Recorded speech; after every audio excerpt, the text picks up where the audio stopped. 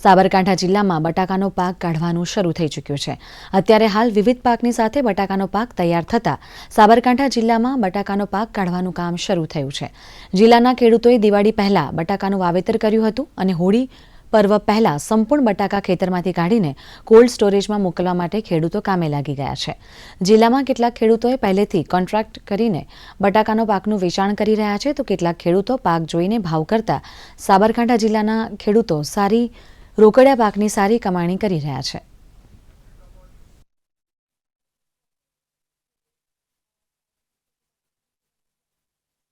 બટાકાની ખેતી 2-4 વર્ષથી કરીએ છીએ। આ સાલ દર સાલ કરતાં ઉત્પાદન સારું છે, ભાવ પણ મળી રહ્યા છે ખેડૂતને અને આખા સાબરકાંઠાની અંદર બટાકાનું વાવેતર વધારે થાય છે।